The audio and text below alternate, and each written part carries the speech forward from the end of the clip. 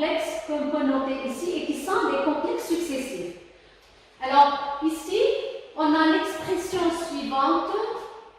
L'équation nous montre qu'on a un complexe, le cuivre, qui est coordonné à 2 molécules d'ammoniac et il se dissocie de la façon suivante. Alors, la dissociation, en fait, elle se fait en 2 étapes. Vous avez 2 ligands, et bien, le premier ligand part en premier. Donc, vous aurez donc la première équation de dissociation. La réaction est la suivante. Donc, vous avez ici 2 molécules d'ammoniac. La première molécule part, et puis il reste aussi un complexe avec une molécule d'ammoniac.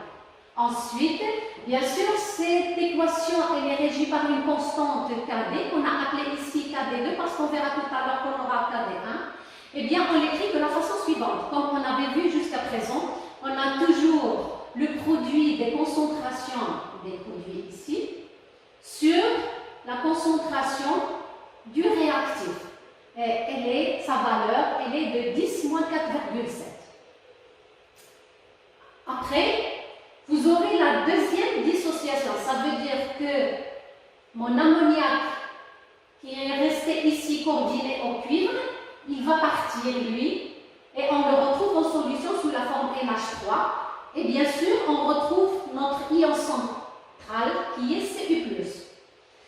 Cette équation elle est régie par une constante Kd1, K ou bien Kd1, qui est égale de la même façon à la concentration de Cu+, que multiplie celle d'ammoniac sur celle du complexe monocoordonné. Et elle a une valeur de 10 moins 6,2. Bien sûr, on a ici, en fait, on a l'équation, la dissociation, elle se fait en 2 étapes. Mais si l'on écrit l'équation globale et la réaction globale, donc l'équation est la suivante. Vous sommez droit côté droit et côté gauche. Qu'est-ce qu'on aura? On aura donc CuNH3 de plus CuNH3+, en équilibre avec CuNH3+, plus Cu+, plus 2NH3. Vous aurez le terme ici CuNH3 qui est commun, donc on peut le simplifier, par C2. Donc il nous reste dans l'écriture de l'équation globale CuNH3 de plus en équilibre avec Cu+, plus 2NH3. C'est comme si notre dissociation s'est faite en une seule étape, alors qu'elle s'est faite normalement en réalité en 2 étapes.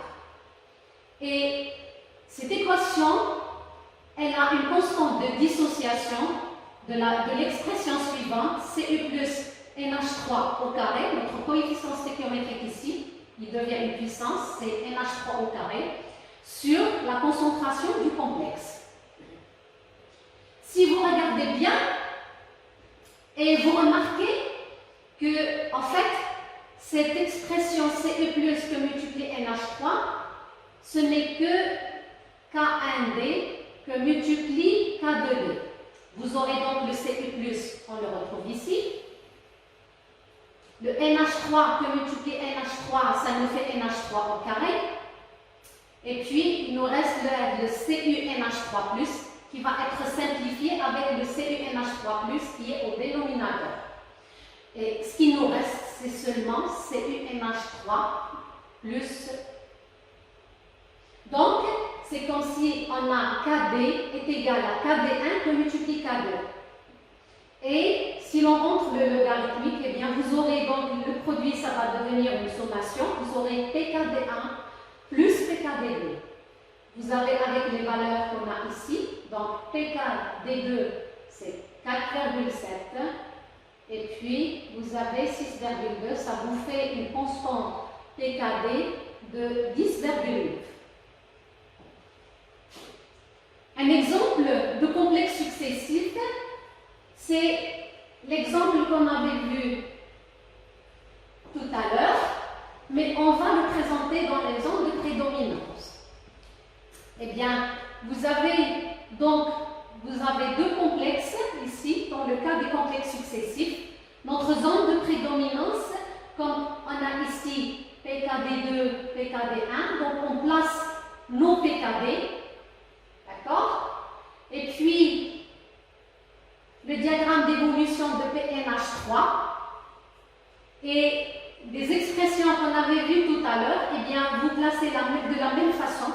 Vous aurez donc le diagramme de prédominance suivant. Vous avez le CE+, avec le premier complexe, et puis ce premier complexe, bien sûr, avec son complexe supérieur. Ça va de soi parce que, en fait, si vous remarquez que le PNH3, il augmente dans ce sens. Ça veut dire que la concentration de NH3, elle évolue dans le sens inverse. Qu'est-ce que ça veut dire? Ça veut dire plus j'augmente le NH3, plus je mets de NH3 dans la solution. Au départ, j'ai une quantité qui est inférieure à celle que j'ai en CE+, donc j'ai le CE+, qui prédomine. Après, je serai à une concentration égale à CE+, donc je forme mon premier complexe, donc il commence à apparaître. Et puis, quand j'aurai plus de NH3 dans la solution que de CE+, c'est-à-dire s'il le dépasse de 2 fois, eh bien, donc, vous aurez le complexe bidenté, c'est-à-dire le complexe avec 2 molécules d'ammonia. Et ceci peut aller, quand vous augmentez, vous pouvez avoir N ligands.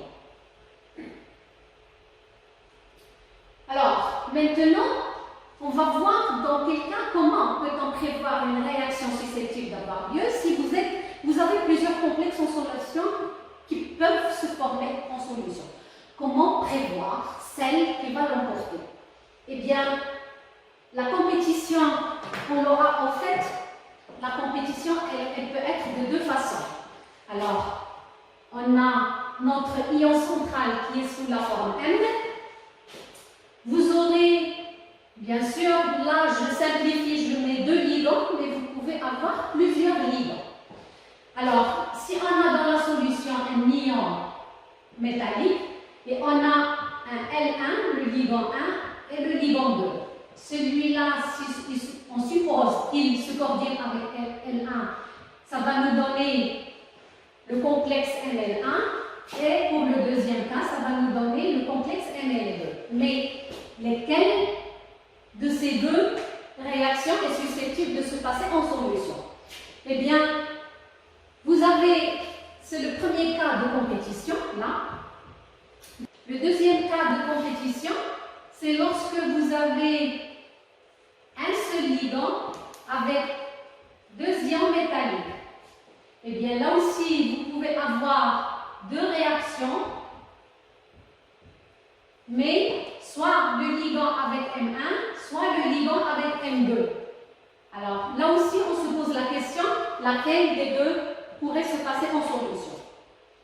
Eh bien, pour ce faire, eh bien, on dit, ce qu'il faut retenir, c'est que c'est le complexe qui a le PKD le plus élevé qui se forme préférentiellement, c'est-à-dire le plus stable, parce que le plus stable, c'est lui, c'est la loi du plus fort, celle qui a une constante de stabilité plus grande, donc c'est lui qui va avoir plus de chances de former sa réaction avec soit le L, soit avec le M. Alors sur ça, donc, ce qu'on peut retenir, donc, comme on vient de voir, c'est que le PKD, lorsque notre PKD il est élevé, le complexe, il se forme préférentiellement. Alors sur ça, donc, on va se quitter et à la prochaine séance, Inch'Allah.